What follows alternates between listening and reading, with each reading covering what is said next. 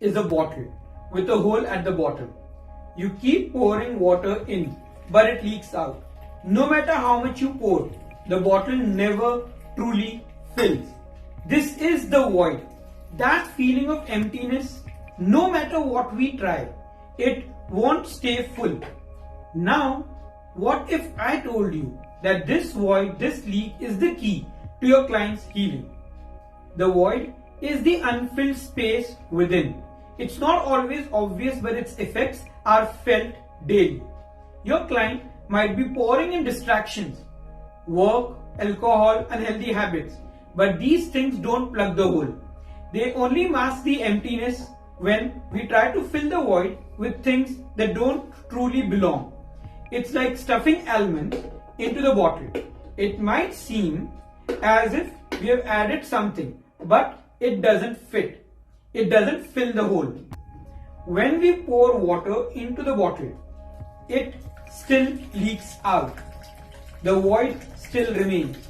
As therapists, our role is to help the client find where the leak is coming from. We need to find what's causing the emptiness and help the client heal it at its root. This is what void management is all about. Stopping leaks and allowing our clients to finally feel full, not with distractions, but with meaningful, lasting change. Let us now look at the process of void management, step by step. But before we do that, go ahead and give this video a thumbs up. Share it with your colleagues and don't forget to subscribe for more insights and advanced therapeutic techniques. Moving back to the steps. Step 1. Inducing a hypnotic state. We begin by guiding the client into a deeply relaxed hypnotic state. This is like wiping the dust off the bottle so we can see the leak clearly. It prepares them to access their subconscious, the root of the emptiness. Step 2. Imagine a corridor with 2 doors. Next, invite your client to imagine themselves standing in a long corridor with 2 doors in front of them. Each door represents a different aspect of their subconscious mind, leading them to explore the source of their inner void. Step 3 is exploring door 1 and entering the room. Have them choose the first door and step into the room. This room symbolizes a space in their mind where current thoughts and emotions are stored. Encourage them to observe the room carefully. What does it look like? How does it feel? Step 4. Finding the basement. Within this room, guide them to discover another door leading to a basement, a place where deeper, more hidden issues reside. The basement represents the subconscious layer where the roots of their compulsion and voids are stored. Step 5. Identify the unwanted object. In the basement, ask your clients to find something that doesn't belong, an object that feels out of place or unsettling, just like almonds in the bottle, which they have tried to plug the hole with.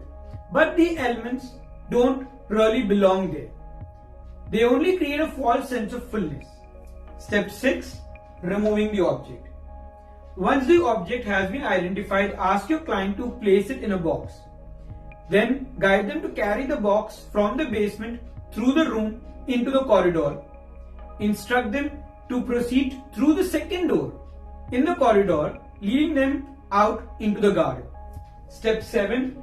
Interpreting and releasing. In the garden, ask the client to open the box and examine its contents. What do they represent in their real life? Help them make the connection and then guide them through a breathing exercise.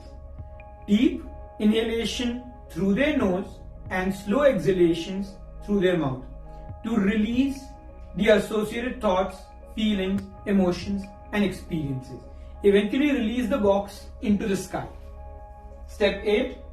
Receiving the return gift from the universe.